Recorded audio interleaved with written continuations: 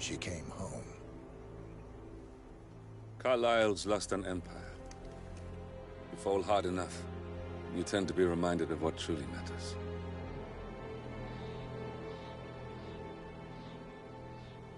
So, the end of the line.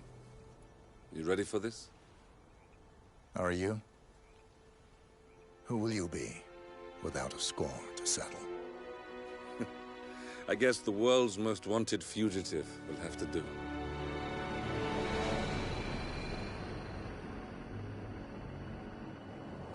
Alexa Carlyle is dead. According to the funeral invitation, that is. So naturally, it caused quite a stir when the late matriarch turned up at the breakfast table, alive and kicking. Carlyle, wisely sensing that her number is up, has emerged from exile to tie up loose ends and secure the Carlyle legacy. She may be a monster, but you have to admire her due diligence. Carlyle descends from an ancient line of warrior aristocrats. Her great-grandfather made a killing in the Second Opium War and established an empire in shipping, railroads, and newspaper publishing. While largely unknown to the public, the family still asserts its quiet dominance over global transport and logistics, media, and technology. Most senior of the partners, Alexa Carlyle, is cold as ice, tough as nails, and sharp as a razor. Incidentally, it was her late father who first brought the three families together after the end of World War II at this very house, meaning that this gentleman is the birthplace of Providence. It began here, and it ends here. Talk about poetic. One more thing. According to our intel, Carlyle keeps a case file on the Constant. Information that may be helpful in his recapture, so don't leave the estate without it. Right. Happy hunting, 47. See you on the other side.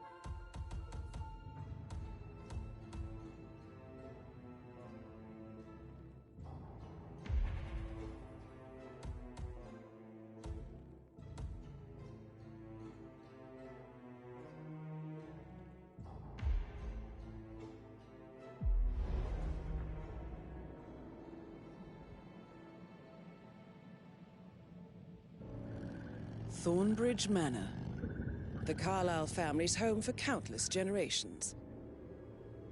The Revenant Alexa Carlyle and her 3 adult children, younger brother Zachary, grandson and daughter-in-law, are all gathered to conduct Carlyle's sham funeral. Curiously, Carlyle summoned a famous London PI soon after arriving this morning, but his purpose at Thornbridge is yet unclear. Now, the target knows that you're coming, and her guard detail is top-notch. So Mr. Gray will secure their nearby field HQ and intercept all calls going in and out of the estate. Any appeal for backup is going to fall on very deaf ears. Good luck, gentlemen.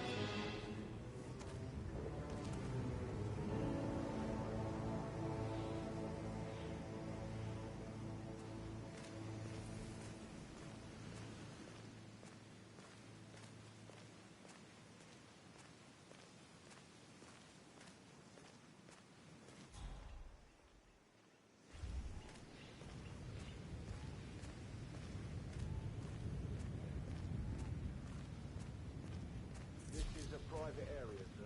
Phineas Whitmer, private investigator. I have an appointment with Madame Carlyle. Please wait. Mr. Whitmer is here to see Madame Carlyle. You can go right in. That is Phineas Whitmer, the famous private investigator hired by Madame Carlyle this morning.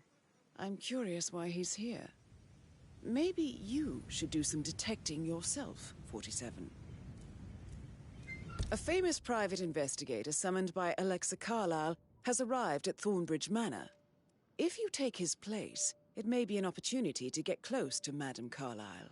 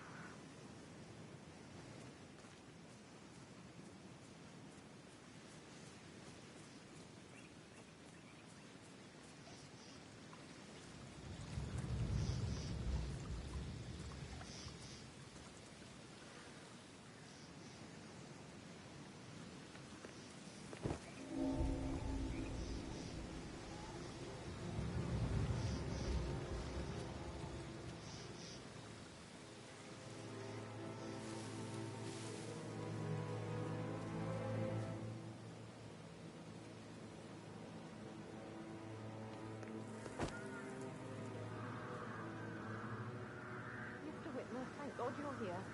Can I take you to Madame Carlyle? Please do. If you'd follow me.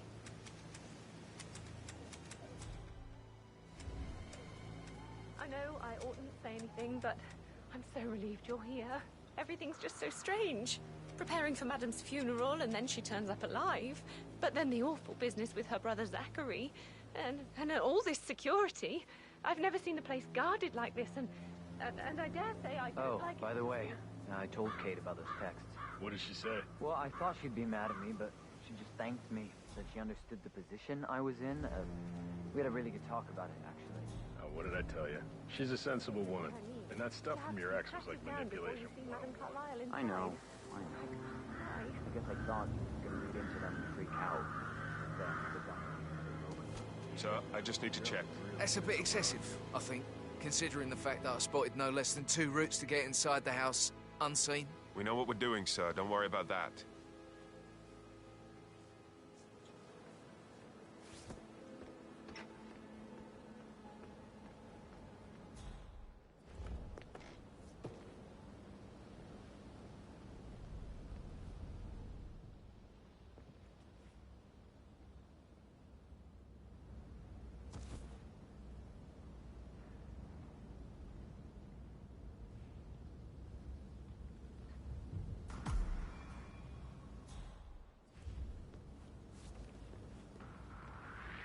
Man.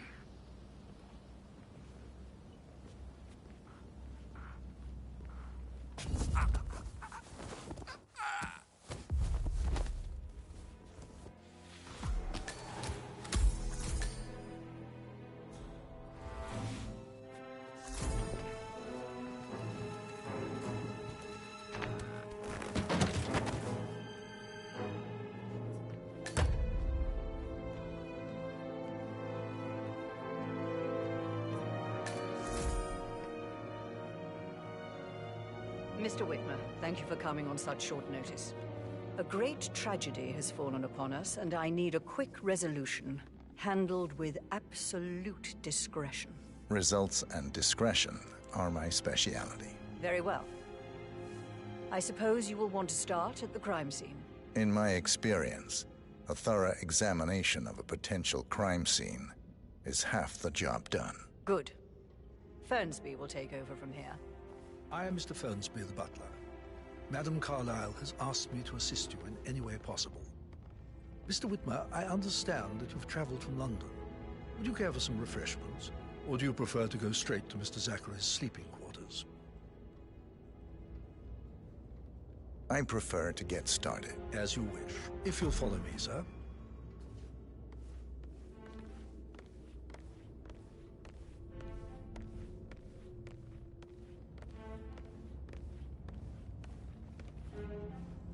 I feel obliged to point out that current affairs surrounding Madame Carlyle are of a delicate nature. You may be familiar with the recent announcement of her death. You will probably learn that a staged funeral is scheduled to take place tomorrow. Madame's children were not informed until this morning that their mother was in fact not dead at all. So please bear with them if they seem affected by the rather unusual situation. I trust I do not need to remind you that there will be consequences if word gets out that Madame Carlyle is still alive. I'll consider her dead when I leave. Before you inspect the crime scene, I will tell you this. The case concerns the death of Mr. Zachary, Madame Carlyle's younger brother. He was found dead in his bed this morning. The door was locked from the inside, and a suicide letter was found in his room. However, Madame Carlyle suspects foul play and will not accept that he took his own life. I've prepared some information for you, so please do come and see me when you've finished your investigation of the crime scene. This is Mr. Zachary's room, to my right. A locked room murder mystery, 47. I trust you'll get to the bottom of this.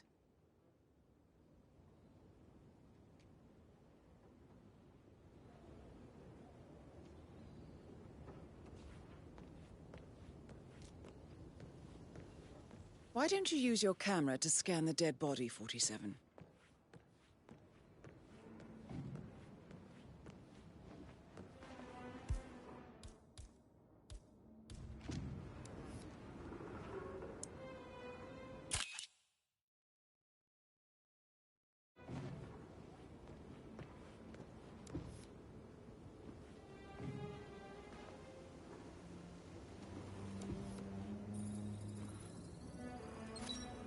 Throat markings indicate a rare, short-lived plant poison killed him.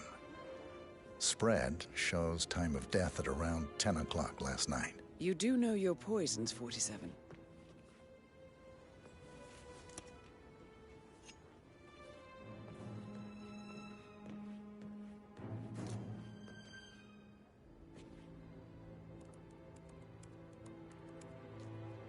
Zachary was shopping for new Wellingtons last night. Not exactly what you would expect from someone suicidal.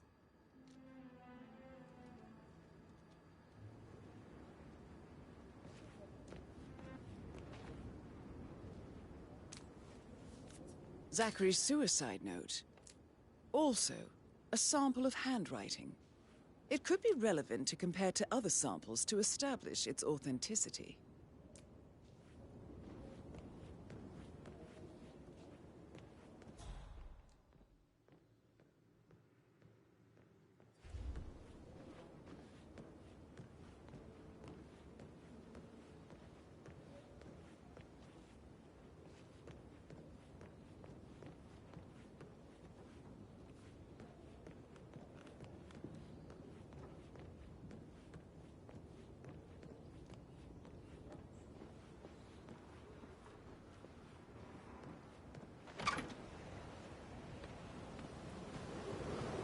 Sir?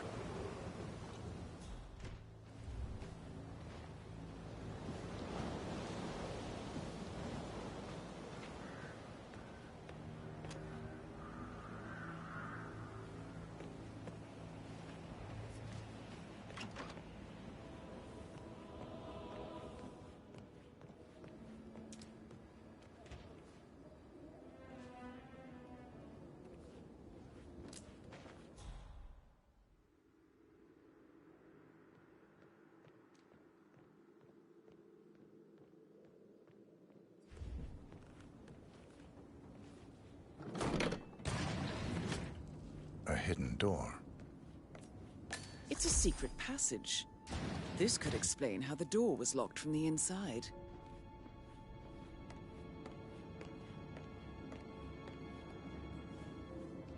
A photocopy of the floor plans.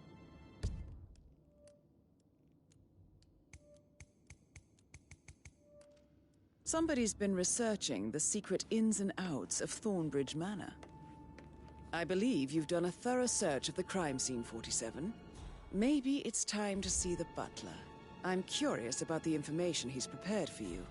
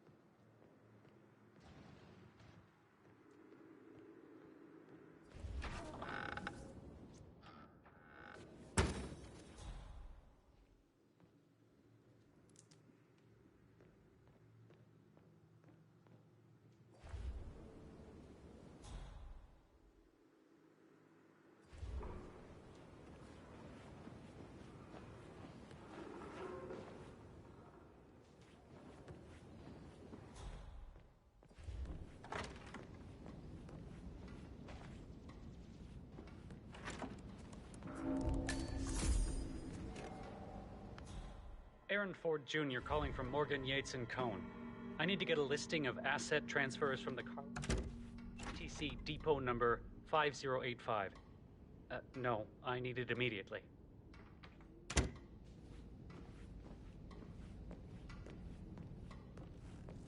Sup?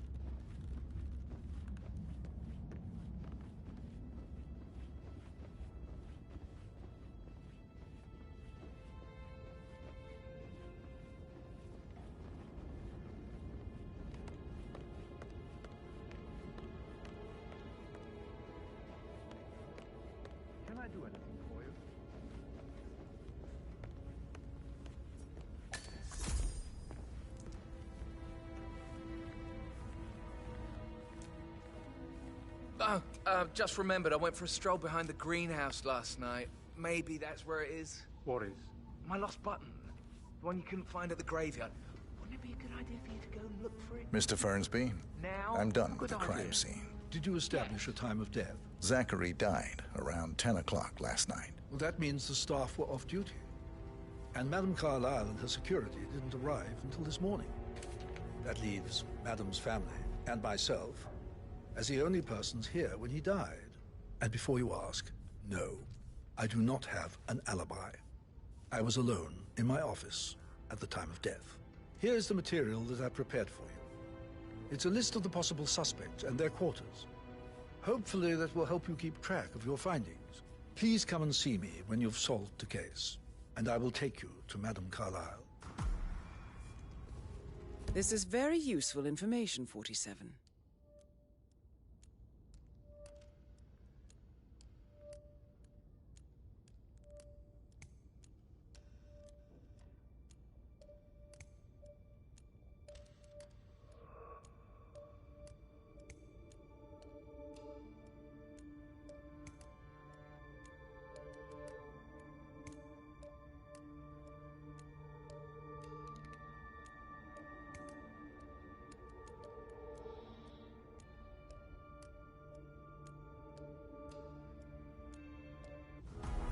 So how does one solve a murder mystery, 47?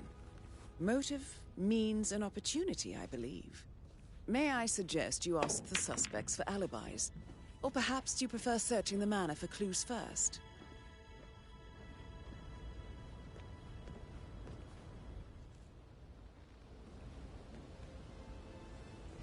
Yes, actually. Could you speed up time so I don't die from boredom? I fear I may not survive an entire weekend in this shithole. Have the brisk walk in the garden would do you good. I said speed up time, not my party. Now just go away, will you? Of course, sir. I'll come back later. How very kind of you, dear Mr. Fernsby. I hope to see you soon.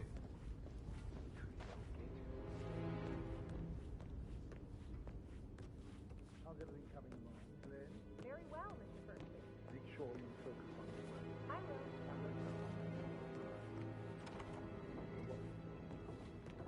Don't worry about it. Phil, did you find out that the vote was notarized? How the hell did that happen? No? We signed it. I gave it to him in person. He says he got it notarized the very same day. Right, listen. You go to their office and ask for Cheryl. She's the best they've got. Tell her you want to see the records, and don't take no for an answer. And call me as soon as you've got them. Thanks, Phil. We'll get to the bottom of this. Rebecca Carlyle, can you tell me about yesterday evening? We don't really see much of each other, my brothers and I. I suppose it takes our mother's funeral to bring us together, and even then, it's not like we sit on each other's laps. Now, let's see. Patrick, Gregory's son, disappeared straight after dinner. You know, I think he might be in some sort of trouble. Edward wanted to go as well, but Gregory convinced him to stay for a few drinks before they went off for a pint at the local at 9:15. I swear Gregory enjoys Edward's discomfort over staying here. I had a conference call with my New York office at 9, so I spent 3 hours on my laptop in my room and went straight to bed afterwards. I don't know about Emma. She did act a bit strange. You know, I bet she was making lists for changes needing to be done once she gets her hands on Thornbridge Manor. Quite the shock she had when Mother arrived during breakfast. Is that everything, Mr. Whitmer? I do have a lot to see to. Tell me about Zachary. Did he act strange last night? You know, now you mention it, he was a lot more chatty than usual. He wanted to know about my connections in the publishing business. Apparently, a friend of his is writing a book, which strikes me as very peculiar. I didn't think he had any friends. Is there anything else you want to ask me? Anything else you feel like mentioning? I may be wrong, but I saw Mr. Fernsby, the butler, leave Zachary's room early this afternoon. And he seemed a bit startled when he saw me in the hallway. It's probably nothing. Oh, and one more thing. Please be kind to Edward. He can only take so much.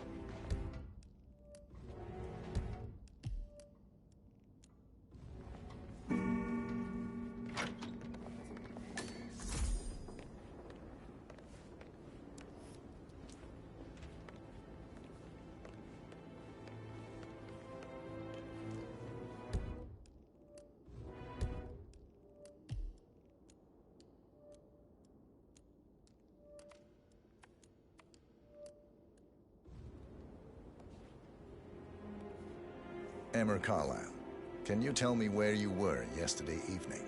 Surely I'm not a suspect. I need to account for everyone. Well, I spent the evening with my family, but I got an awful migraine and had to take to bed. Everyone can attest to that. I believe I went up when the boys sat down for a drink around 8 o'clock. Anything else you want to know? How did you feel about Zachary? I might as well be honest. His presence was always awkward. But how do you have a meaningful conversation with a man who only cares about plants? In my opinion, Alexa bears some responsibility for how this ended. She supported his self-limiting behavior by letting him live here. Is that all? Have you noticed anything else out of the ordinary? Nothing special comes to mind. Except, perhaps, I did get a feeling that Zachary was depressed, not just sad. I suppose he realized that he had no one with Alexa gone. Even Alexa must feel the pangs of guilt over that one, letting him believe she was dead.